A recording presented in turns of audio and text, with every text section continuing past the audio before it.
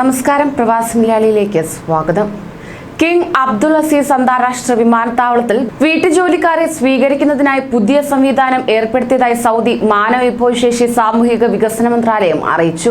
പുതിയ സംവിധാനം അനുസരിച്ച് ബ്രോക്കർമാർ, റിക്രൂട്ടിംഗ് കമ്പനികൾ തുടങ്ങിയവ മുഖേന നിയമിക്കപ്പെടുന്ന വീട്ടുജോലിക്കാരെ വിമാനത്താവളത്തിൽ സ്വീകരിക്കുന്നതിനും അവർക്ക് താമസ സൗകര്യം ഒരുക്കുന്നതിനും അതത് കമ്പനികൾക്കും ഓഫീസുകൾക്കുമാണ് ഉത്തരവാദിത്തം നൽകിയിട്ടുള്ളത്.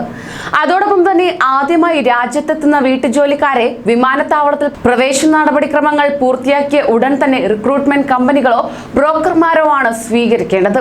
അതേസമയം അവധി കഴിഞ്ഞ് എക്സിറ്റ് റീ എൻട്രി വിസയിൽ വരുന്ന ജോലിക്കാരെ അവരുടെ തൊഴിലുടമകൾക്ക് നേരിട്ട് സ്വീകരിക്കാം. റിയാദിലെ കിങ് ഖാലിദ് അന്താരാഷ്ട്ര വിമാനത്താവളത്തിൽ പുതിയ സംവിധാനം നിലവിൽ ഉണ്ട്. പുതിയ സംവിധാനം രാജ്യത്തെ മുഴുവൻ അന്താരാഷ്ട്ര വിമാനത്താവളങ്ങളിലും പ്രയോഗത്തിൽ വരുത്തുമെന്നും ആരംഭിക്കുന്ന തീയതി പിന്നീട് പ്രഖ്യാപിക്കുമെന്നും സാമൂഹിക വികസന മന്ത്രാലയം അറിയിച്ചു. അതോടൊപ്പം തന്നെ കുവൈറ്റിലേക്ക് വിദേശത്ത് നിന്ന് വരുന്നവരുടെ ക്വാറന്റൈൻ കാലയളവ് 14 ദിവസമായി തുടരുകയാണ്. വ്യാഴാഴ്ച ചേർന്ന മന്ത്രിസഭാ യോഗത്തിനു ശേഷം സർക്കാർ വക്താവ് താരിഖ് അൽ മസ്രം ആണ് ഇക്കാര്യം അറിയിച്ചത്. കൂടുതൽ ഇളവുകൾ പാർലമെന്റ് തെരഞ്ഞെടുപ്പിന് ശേഷം മതിയെന്നാണ് സർക്കാർ തീരുമാനം.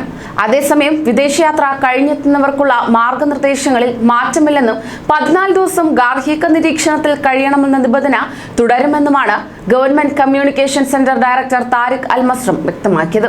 ഹോം ക്വാറന്റൈൻ നിർദ്ദേശങ്ങളിൽ ആരോഗ്യ മന്ത്രാലയം മാറ്റങ്ങളൊന്നും നിർദ്ദേശിച്ചിട്ടില്ലെന്നും അദ്ദേഹം പറയുകയുണ്ടായി.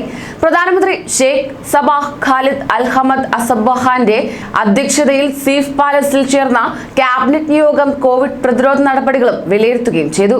കൂടുതൽ പ്രവാസി വാർത്തകൾക്കായി ഈ ചാനൽ സബ്സ്ക്രൈബ് ചെയ്യൂ.